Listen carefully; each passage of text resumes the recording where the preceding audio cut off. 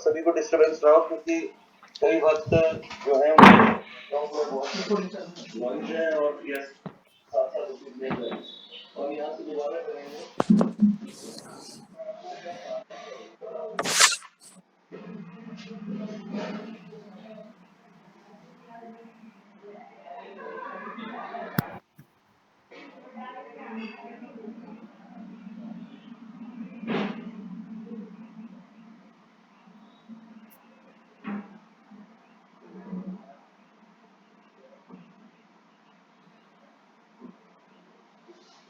कृष्णा कृष्णा हरे हरे हरे राम राम। हरे कृष्णा माता जी प्रार्थना शुरू करते हैं। सॉरी माता। ओम अज्ञानतिमिरान्धस्य ज्ञानाञ्जनशलाकया चक्षुरुन्मीलितं तस्मै श्रीगुरुवे नमः। श्रीचैतन्ये मनोभीष्टं स्थापितं येन भूतले स्वयं रूपकदा मह्यं ददाति स्वपं दान्तिकम्। वन्देऽहं श्रीगुरो श्रीयुतपदकमलं श्रीगुरून् वैष्णवांश्च श्रीरूपं सागरजातं सगणरघुनाथं वितं तं सजीवं साद्वैतं सावधूतं परिजनसहितं तं कृष्णचैतन्यदेवं श्रीराधाकृष्णपादान् सगणललिता श्रीविशाखा हे कृष्ण करुणा सिंधो दीनबंधो जगतपते गोपेश गोपिका कांत राधा कांत नमस्तुते तप्त कांचन गौरांगी राधे वृंदावनेश्वरी वृषभानुसुते देवी प्रणमामि हरिप्रिये वाञ्छाकल्पतरुकृपा दुर्वैव च पतितानां पावनोऽभे कृपा सिंधु एव च पतितानां पावनोऽभे वैष्णवोऽभे नमो नमः। श्री कृष्ण चैतन्य प्रभु नित्यानंद श्री अद्वैत गदाधर श्रीवासादि गौरी भक्त वृंदा। हरे कृष्णा कृष्ण कृष्ण हरे हरे हरे राम राम राम हरे हरे। हरे कृष्णा माता जी। धन्यवाद। प्रणाम सभी माताओं को। आज पहला अध्याय है ना माता जी, किसी को ध्यान है? हाँ, आज पहला अध्याय है। ठीक है माता जी, मैं पढ़ती हूँ, सिर्फ पढ़ूंगी और मेरे को कुछ नहीं आता ना, मैंने पढ़ के देखा। माता जी ने सेवा दे दी तो मैं कर रही हूँ, इसको गलती हो समाप्त करनी। एक बार भगवान श्री कृष्ण का अवतरण। एक बार यह संसार ऐसे राजाओं की अनावश्यक सैन्य शक्ति से बोझिल हो गया जो वास्तव में असुर थे किंतु अपने आप को राजा मान रहे थे। तब सारा संसार विशुद्ध हो उठा और पृथ्वी की अधिष्ठात्री देवी, जिसे भूमि कहते हैं, इन असुरी राजाओं से उत्पन्न अपनी विपदाओं को बताने के लिए ब्रह्मा जी के पास गई। भूमि ने गाय का रूप धारण किया और सजल नेत्र से आंसू भरकर ब्रह्मा के समक्ष प्रकट हुई और वह शोकार्त थी और श्री भगवान की करुणा जगाने के लिए रो रही थी। उसने पृथ्वी का विपदाग्रस्त स्थिति का वर्णन किया।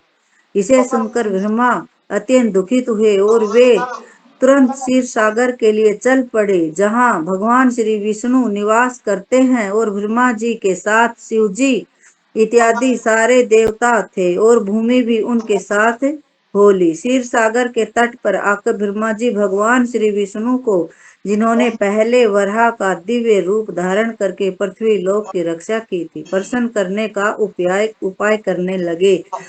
यहाँ प्रभुपाद जी बता रहे हैं कि जब धरती माता के ऊपर इतना वजन बढ़ गया था, तब सभी अपनी मनमानी करने लग गए, राजा और ये असुर देवता और सभी असुर जो राजा थे वो सभी ने बहुत ज्यादा, मान पृथ्वी माता इतनी वो हो गई कि परेशान।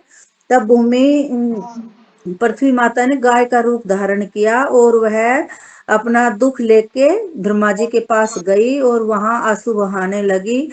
जब ब्रह्मा जी ने गौ माता का जो पृथ्वी का रूप लेके गई थी तो उसका दुख देख के, और जब जहाँ भगवान विष्णु क्षीर सागर में शयन कर रहे थे तब उनके पास सभी गए पृथ्वी की रक्षा करने के लिए। वैदिक मंत्रों में पुरुष सूक्त नामक एक विशेष प्रकार की प्रार्थना है। सामान्य रूप से देवतागण इसी पुरुष सूक्त का उच्चारण करके भगवान श्री विष्णु को नमस्कार करते हैं। और यहाँ यह ज्ञातव्य है कि जब भी किसी लोक में कोई उपद्रव होता है तो उस लोक की अधिष्ठाता देव इस ब्रह्मांड के स्वामी ब्रह्मा के पास जा सकता है। और ब्रह्मा जी भी परमेश्वर श्री विष्णु के पास जा सकते हैं, किंतु वे वहीं प्रत्येक दर्शन नहीं अपितु क्षीर सागर के तट पर खड़े होकर उनका प्रत्यक्ष दर्शन कर सकते हैं। इस ब्रह्मांड के अंतर्गत श्वेत द्वीप नामक एक लोक है जिसमें क्षीर सागर है। विविध वैदिक वाङ्मय से ज्ञात होता है कि जिस प्रकार इस लोक में लवण सागर है उसी प्रकार अन्य लोकों में भी अनेक प्रकार के तरल सागर हैं। कहीं क्षीर सागर है तो कहीं तेल का सागर है तो कहीं सुरा सागर है तथा अन्य तरलों के सागर हैं। पुरुष सूक्त ही वह आदर्श प्रार्थना स्तुति है जिसे देवतागण शिरोदक्षाई श्री भगवान को प्रसन्न करने के लिए पढ़ते हैं। क्षीर सागर में शयन करने के कारण वे शिरोदक्षाई विष्णु कहलाते हैं। वे ही श्री भगवान हैं जिनसे इस ब्रह्मांड के समस्त अवतार प्रकट होते हैं। यहाँ भगवान यहाँ बता रहे हैं ब्रह्मा जी की इतने प्रभुपाद जी बता रहे हैं कि इतने हम सोचते हैं कि एक दो ब्रह्मांड होंगे, लेकिन इतने ब्रह्मांड है ना, जैसे कि एक बाल्टी है और उसमें हम सरसों के दाने भरते हैं तो वो अनगिनत होते हैं, हम गिन नहीं सकते। तो ऐसे ही अनगिनत ब्रह्मांड हैं और जिनके सब के नाम अलग अलग हैं। कोई क्षीर सागर है और कोई तेल का सागर है, कोई सूरा सागर है। जैसे इनका कोई दो चारों का नाम दे रखा है, ऐसे ही बहुत ज्यादा वो है। और क्षीर सागर में भगवान जो शयन करते हैं तो उसको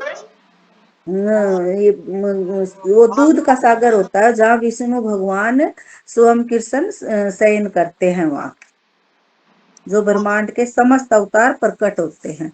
जब भी देवताओं ने श्री भगवान की स्तुति पुरुष सूक्त द्वारा कर ली तो उन्हें प्रकट रूप से उत्तर नहीं मिला। अतः ब्रह्मा जी स्वयं ध्यान करने में लग गए और तब भगवान श्री विष्णु ने उन्हें एक संदेश भेजा। ब्रह्मा ने इस संदेश को देवताओं तक प्रेषित कर दिया। वैदिक ज्ञान प्राप्त करने की यही विधि है कि यह वैदिक ज्ञान सर्वप्रथम श्री भगवान से ब्रह्मा को हृदय के माध्यम से प्राप्त होता है, जैसा कि श्रीमद् भागवतम के प्रारंभ में कहा गया है। उसी प्रकार यहाँ भी केवल ब्रह्मा ही भगवान श्री विष्णु द्वारा प्रेषित संदेश को समझ पाए और उन्होंने तुरंत कार्रवाई के लिए देवताओं को प्रसारित कर दिया। यह संदेश इस प्रकार था कि श्री भगवान शीघ्र ही अपने परम शक्तियों सहित पृथ्वी पर प्रकट होंगे और जब तक पृथ्वी लोक में असुरों के संहार तथा भक्तों के संस्थापन का उद्देश्य पूरा करने के लिए रहेंगे, तब तक देवताओं को भी उनकी सहायता के लिए वहीं रहना चाहिए। उन्हें तुरंत उस यदुवंश में जन्म ग्रहण करना चाहिए जिसमें यथा समय श्री भगवान भी प्रकट होंगे।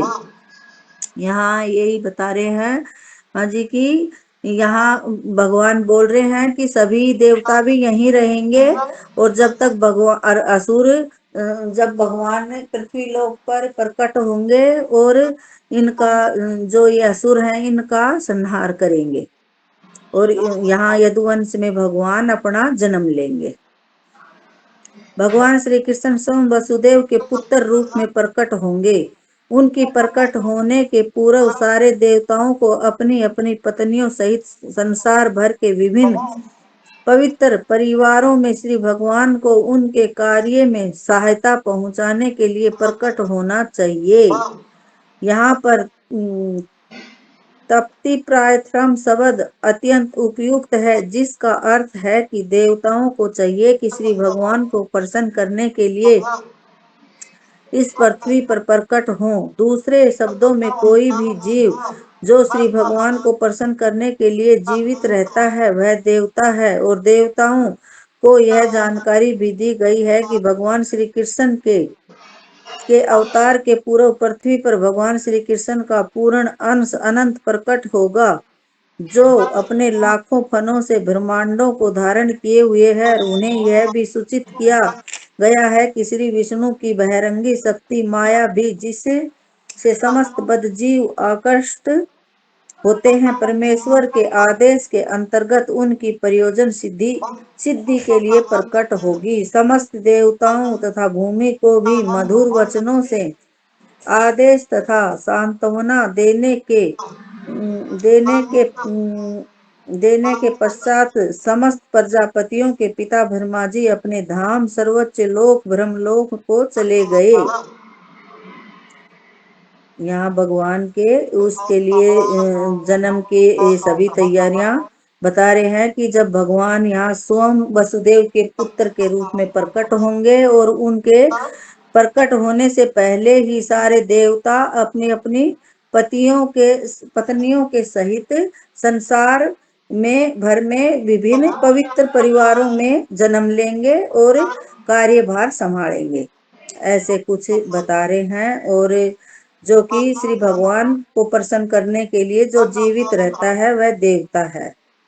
और देवताओं को यह जानकारी भी दी गई कि भगवान श्री कृष्ण के अवतार के पूर्व पृथ्वी पर भगवान श्री कृष्ण अपने पूर्ण अंश में, कि जैसे कि और बार तो वैसे किसी के अवतारी के रूप में आते हैं, लेकिन अब अपने पूर्ण अंश के रूप में प्रकट होंगे। यदुवंश का नायक राजा सूरसेन मथुरा प्रदेश, जिसमें मथुरा नगर आता है, तथा उन्हीं के नाम से प्रचलित जनपद सूरसेन पर शासन कर रहा था। राजा सूरसेन के शासन के कारण मथुरा नगरी समस्त यदु राजाओं की राजधानी बन गई। मथुरा इसलिए भी राजधानी बनी क्योंकि यदुओं का परिवार अत्यंत पवित्र था और वे जानते थे कि मथुरा ही ऐसा स्थान है जहाँ द्वारका के ही समान भगवान श्री कृष्ण का नित्य वास रहता है। एक बार सूरसेन के पुत्र वसुदेव देवकी को ब्याह कर अपनी नव परिणीता पत्नी के साथ रथ पर चढ़कर अपने घर जा रहे थे। देवकी के पिता देवक ने प्रचुर दहेज दिया था क्योंकि वह अपनी पुत्री को अत्यधिक चाहता था। उसने सैकड़ों रथ दिए थे जो पूर्णतः स्वर्ण मंडित थे। उस समय उग्रसेन का पुत्र कंस अपनी बहन देवकी को प्रसन्न करने के लिए वसुदेव के रथ के घोड़ों की रास स्वेच्छा अपनी बहन देवकी को प्रसन्न करने के लिए वसुदेव के रथ के घोड़ों की रास स्वेच्छा से अपने हाथ में लेकर हाँकने लगा। वैदिक साहित्य के प्रथा अनुसार जब कन्या का ब्याह होता है तो उसका भाई अपनी बहन तथा अपने बहनोई को उनके घर ले जाते हैं। नवविवाहिता कन्या को अपने पिता के परिवार का विछोह न खले, इसलिए भाई उसके साथ तब तक जाता है जब तक वह अपनी ससुराल न पहुंच जाए। यहाँ यही बता रहे हैं जैसे कि वसुदेव एक सूरसेन का पुत्र वसुदेव देवकी को ब्याहकर अपने नव परिणीता पत्नी के साथ रथ पर चढ़कर की वसुदेव माता देवकी और वसुदेव का जब शादी हुई थी तब वो शादी करके अपने घर जा रहे थे तो देवकी के पिता ने अपने वाली बेटी को धन भी खूब दिया। और जब कंस भी अपनी बहन से बहुत ज्यादा प्रेम करता था और वो उसको छोड़ने के लिए खुद छोड़ने के लिए जा रहा था कि मैं जाऊंगा मेरी बहन के साथ। यहाँ यही बता रहे हैं, आगे फिर और सुनो। और जैसे कि भाई को साथ भेजते हैं, जैसे कि अपने भी मान लो, अब का तो पता नहीं, पहले तो कोई ना कोई साथ जाता था, चाहे छोटा भाई जाए या बहन जाए तो साथ जाते थे ससुराल में। देवक ने जो पूरा दहेज दिया था वह इस प्रकार था: स्वर्ण हारों से मंडित 400 हाथी, 15,000 सुसज्जित घोड़े तथा 1800 रथ। उसने पत्नी पुत्री के साथ जाने के लिए 200 सुंदर बालिकाएं भेजने की व्यवस्था की थी। यहाँ वो दहेज जो दिया था उसका वो बता रहे हैं कि इतना दहेज दिया था, और साथ ही सुंदर बालिकाएं भी भेजी थी। क्षत्रियों के विवाह प्रणाली जो भारत में अब भी प्रचलित है, और बताती है कि जब क्षत्रिय का विवाह हो तो दुल्हन के अतिरिक्त उसकी कुछ दर्जन तरुण सहेलियां भी राजा के घर जाएं। रानी की अनुचरिया दासी कहलाती हैं, किंतु वास्तव में वे रानी की सहेलियों की तरह कार्य करती हैं। यह प्रथा अनादि काल से प्रचलित है और कम से कम 5,000 वर्ष पूर्व भगवान श्री कृष्ण के अवतार के भी पहले से खोजी जा सकती है। इस प्रकार वसुदेव अपनी पत्नी देवकी के साथ 200 सुंदर कन्याएं भी लेते आए। माता जी सही आवाज आ रही है सभी को? जी माता जी, हरे जी माता जी, हाँ, हरे समझ कृष्ण में माता आ जी। रहा है। मेरे को समझाना इतना आता नहीं, रीडिंग ही कर देती हूँ, और ये रीडिंग फॉर्म में ही है। ये जैसे कि अपने शादियां होती है वैसा ही सब कुछ दे रखा है। अपने मान लो इतना हाथी घोड़ा ये पहले देते थे, अब तो नहीं ये देते दहेज थे, प्रथा माता जी पहले से ही चली आ रही है। पहले से चली आ रही है माता जी। जब दूल्हा तथा दुल्हन रथ में जा रहे थे तो इस शुभ मुहूर्त की जानकारी देने के लिए अनेक प्रकार के बाजे बज रहे थे। शंख, बिगुल, ढोल तथा मृदंग एक साथ मिलकर मधुर संगीत समूह वादन की ध्वनि उत्पन्न कर रहे थे। बारात अत्यंत मनोहर ढंग से आगे बढ़ रहा था और कंस रथ को हाँक रहा था। तभी आकाश से अचानक एक आश्चर्यजनक ध्वनि गूंजी, जिसने विशेष रूप से कंस को उद्बोधित किया। हे कंस, तुम कितने मूर्ख हो! तुम अपनी बहन तथा बहनोई का रथ हाँक रहे हो, किंतु तुम यह नहीं जानते कि तुम्हारी बहन की 8वीं संतान तुम्हारा वध करेगी। यहाँ दूल्हा और दुल्हन अपने रथ में जा रहे हैं और देवताओं को कि भाई ओचट हो रही है कि अगर हमें कंस कितना अत्याचार कर रहा है जनता पे, अगर इसको कुछ नहीं कहेंगे तो फिर तो भगवान इसको मान ले कहाँ कुछ करेंगे, और ये तो ऐसे करता रहेगा। तब ये देवताओं ने कंस को उकसाया कि भाई तुम्हारी जो बहन की 8वीं संतान है वो तुम्हारे मारने का कारण बनेगी। कंस भोजवंशी उग्रसेन का पुत्र था। कहा जाता है कि कंस समस्त भोजवंशी राजाओं में से सर्वाधिक असुरी था। आकाशवाणी सुनते ही उसने देवकी के केस पकड़ लिए। ये सुनते ही असुरी बुद्धि का तो था, और उसने ये आकाशवाणी सुनते ही देवकी के केस पकड़ लिए, और उसने अपनी तलवार से मारने जाने ही वाला था। वसुदेव को कंस के इस दुर्व्यवहार पर आश्चर्य हुआ, अतः वे अपने इस क्रूर निर्जल साले को शांत करने के उद्देश्य से अत्यंत तर्क तथा परमा सहित इस प्रकार बोले। वसुदेव जी जब उसका कंस का व्यवहार देखा तो उन्होंने जो क्रूर साले थे उन्होंने केस पकड़े, तो उन्होंने महाराज ने अपने शांत स्वभाव से और आराम से विनय भाव से उनको समझाने का प्रयास किया। हे मेरे प्रिय साले कंस, तुम भोज वंश के सर्वाधिक प्रसिद्ध राजा हो और लोग तुम्हें महानतम योद्धा तथा पराक्रमी के रूप में जानते हैं। आखिर तुम इतने क्रोध क्यों हो गए? अपनी बहन को उसके विवाह के शुभ अवसर पर ही मारने के लिए उद्यत हो गए हो। तो महाराज उसको समझा रहे हैं कि तुम इतने मान ले क्रोधित क्यों हो गए? तुम तो सबसे प्रसिद्ध राजा हो और लोग तुम्हें महानतम योद्धा भी समझते हैं, और तुम अपनी बहन के ऊपर इतना क्रोध क्यों कर रहे हो, और विवाह के शुभ अवसर के ऊपर तुम मृत्यु से इतने भयभीत क्यों हो? मृत्यु तुम्हारे जन्म के साथ ही उत्पन्न हो चुकी है।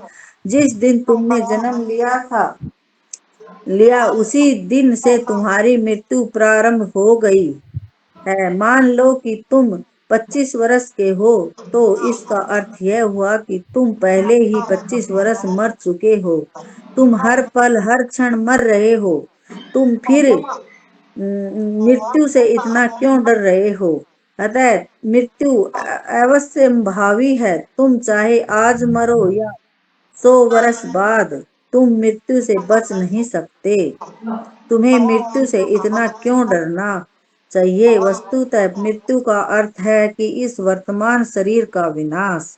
जैसे ही यह वर्तमान शरीर कार्य करना बंद कर देता है और भौतिक प्रकृति के पंच तत्वों में मिल जाता है, तो शरीर के भीतर का आत्मा शरीर के वर्तमान कर्मों तथा उनके फल के अनुसार दूसरा शरीर ग्रहण करता है, और यह मनुष्य के सड़क पर चलने के समान है। मनुष्य अपना पांव आगे बढ़ाता है, और ज्यों ही उसे विश्वास हो जाता है कि उसका पांव ठोस भूमि पर पड़ा है, तो वह दूसरा पांव उठाता है। इसी प्रकार यह शरीर भी एक के बाद दूसरा शरीर बदलता रहता है और आत्मा देहांतर करता रहता है। और देखो न कितनी सत्करता से पौधे का कीड़ा एक टहनी से दूसरी टहनी में जाता है। इसी प्रकार जब उच्च अधिकारी यह निर्णय लेते हैं कि अगला शरीर कैसा हो, तो जीव अपना शरीर बदल देता है। जब तक जीव इस भौतिक संसार में बद्ध रहता है, तब तक उसे एक के बाद दूसरा भौतिक शरीर ग्रहण करना ही होगा। उसे अगला शरीर उसके इस जीवन के कर्मों तथा उनके फलों के अनुसार प्रकृति के नियमों द्वारा प्रदत्त होता है। यहाँ महाराज समझा रहे हैं, वसुदेव कंस को समझा रहे हैं कि शरीर तो मान ले तुम 25 साल के हो, तो तुम 25 साल मर चुके हो, और कितना ज्यादा से ज्यादा कितने वर्ष जिंदा रह सकते हो? 100 वर्ष आपकी वायु होगी। तो ये शरीर तो एक दिन ना एक दिन आपको त्यागना ही है, तो मृत्यु से इतने क्यों घबरा रहे हो? तो मृत्यु से नहीं डरना चाहिए। यहाँ यही समझा रहे हैं वसुदेव जी कि ये शरीर तो हमें एक दिन ना एक दिन बदलना है, और ये पंच तत्व से बना है, तो ये तो हमारा यहीं रह जाएगा। लेकिन आत्मा है वो कभी नहीं मरती। अगर आपका ये पंच तत्व शरीर मर जाएगा, तो आत्मा दूसरे शरीर में चला जाएगा। यही समझा रहे हैं कीड़े का उदाहरण देख के, कि जैसे कि कीड़ा है वो एक टहनी से फिर दूसरी टहनी में चला जाता है, वैसे ही आत्मा है एक शरीर से दूसरे शरीर में चली जाती है, और उसको अगला जीवन कैसा मिलता है? अपने कर्मों के अनुसार मिलता है। जैसा उसने कर्म किया है वैसा ही उसको शरीर मिलेगा। यह शरीर सपनों में देखे जाने वाले शरीरों में से किसी एक के समान है। सोते समय स्वप्न में हम अपनी मानसिक दृष्टि के अनुसार अनेक शरीरों की रचना करते रहते हैं। हम स्वर्ण देख चुके हैं और पर्वत भी, अतः स्वप्न में हम इन दोनों विचारों को मिलाकर स्वर्णिम पर्वत देख सकते हैं। कभी कभी सपने में हम अपने शरीर को उड़ता हुआ देखते हैं, और उस समय हम अपने वर्तमान शरीर को बिल्कुल भूल जाते हैं।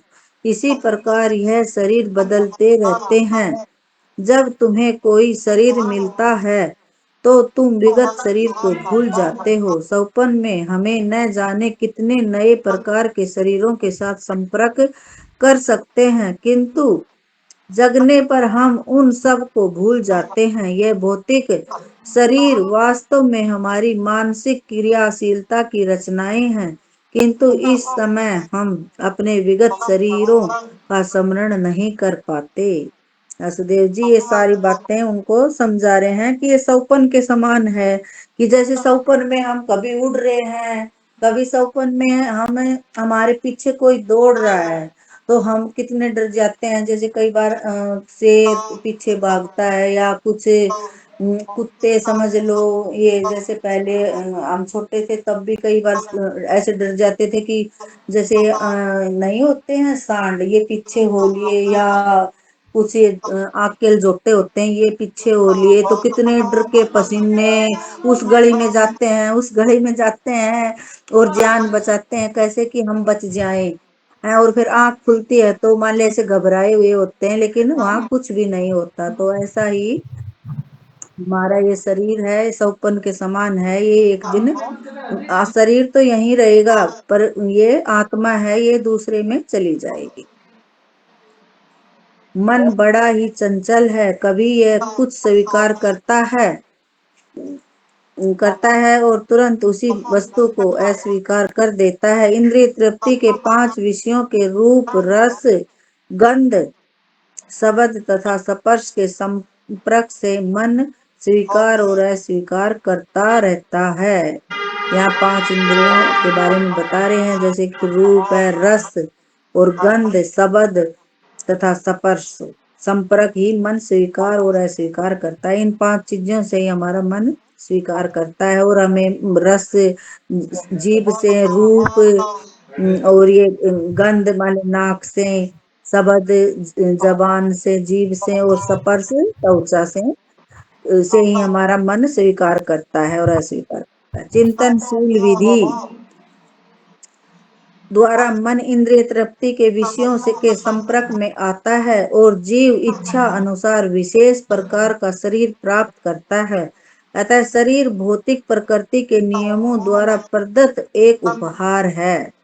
ये शरीर के बारे में बता रहे हैं। शरीर हमारा एक प्रकृति, जो भौतिक प्रकृति के द्वारा हमें एक उपहार में मिलता है। और शरीर भी कई बार प्रभु जी बताते हैं, माता जी बताते हैं, जैसे कि सुंदर है, बेसुंदर है, वो सब हमारे कर्मों के आधार पर ही हमें मिलता है।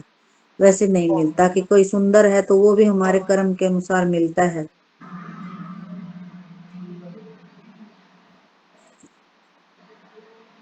जगत में सुख भोगने या दुख सहने के लिए फिर से आता है। किसी विशेष प्रकार का जो शरीर मिलता है वह मृत्यु के समय हमारी मानसिक दशा के अनुसार ही मिलता है। सूर्य, चंद्र या नक्षत्र जैसे प्रकाशमान लोकों का प्रतिबिंब जल, तेल या घी जैसे विभिन्न प्रकार के कुंड में पड़ता है। प्रतिबिंब पात्र की गति के ही अनुसार हिलता डुलता है।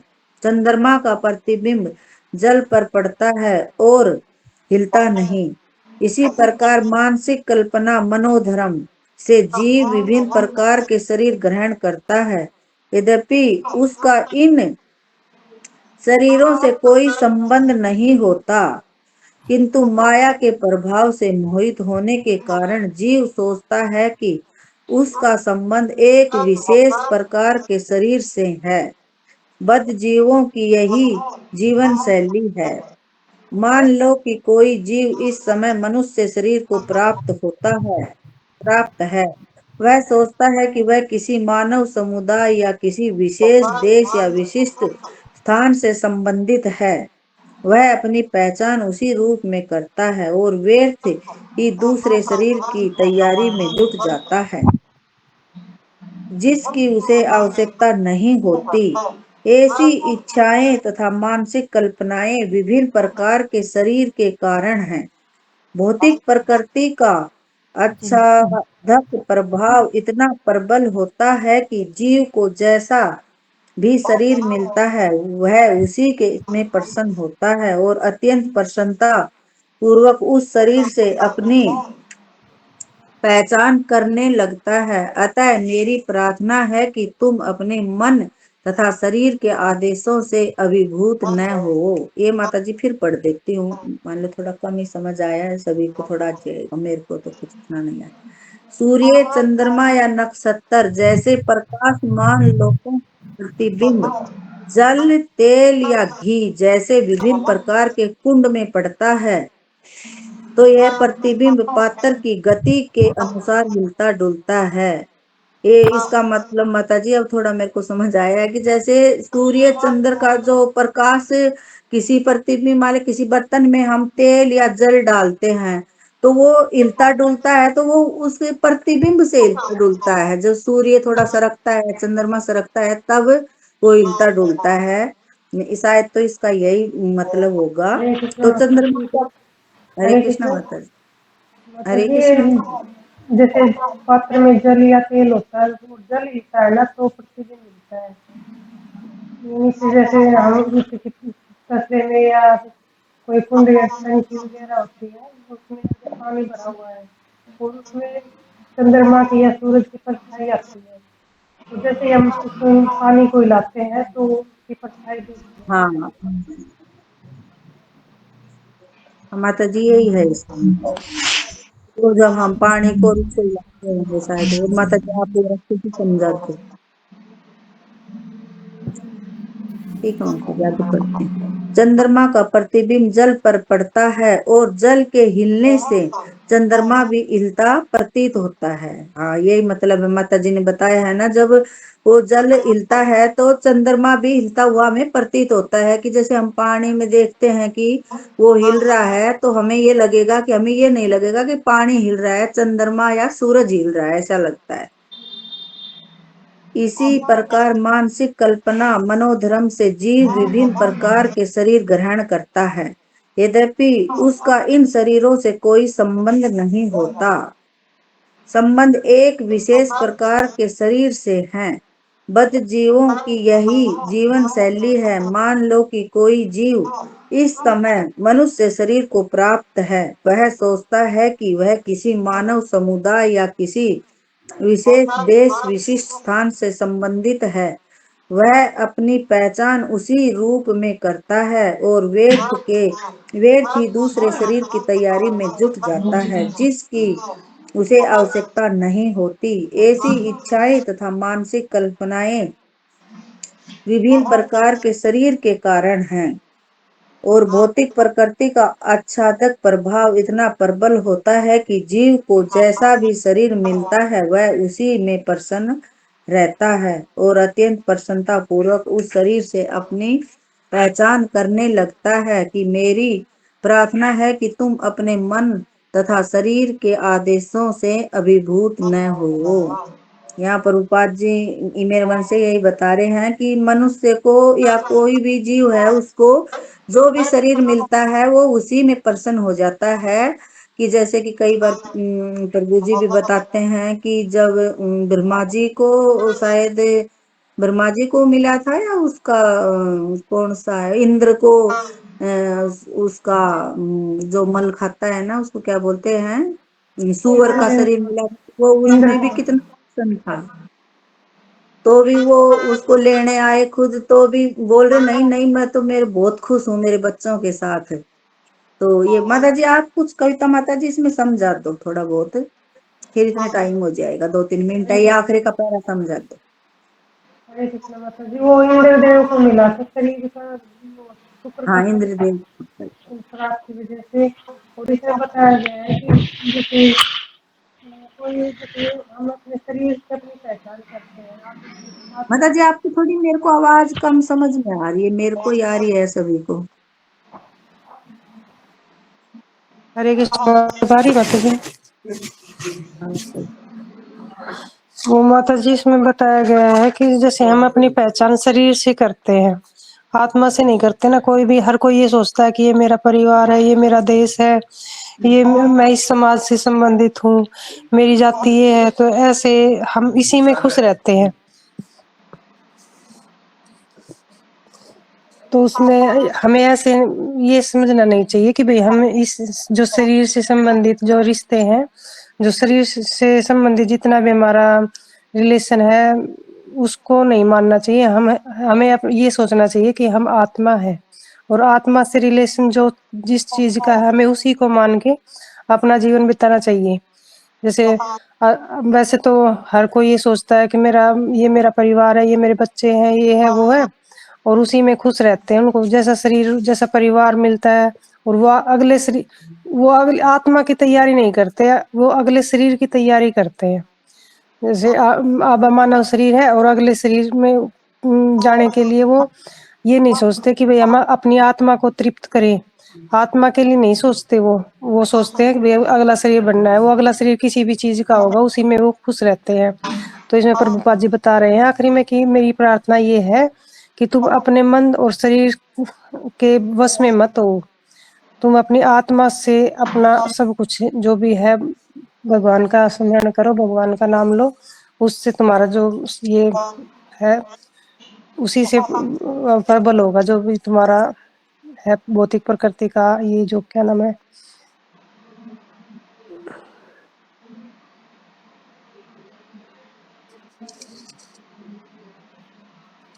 हरे कृष्ण माता जी। मैं कुछ समझा पाई माता जी, समझ में आया माता जी? हरे कृष्ण माता जी, आपने बहुत ही अच्छे से समझाया है और सभी माताओं को समझ में भी आ गया होगा। हरे कृष्ण माता जी। हरे कृष्ण माता जी। आदि स्वरूपा माता जी, आप हो गए क्या फ्री? माता जी शायद फ्री नहीं हुई है, तो माता जी क्या क्लास को कर दे विराम?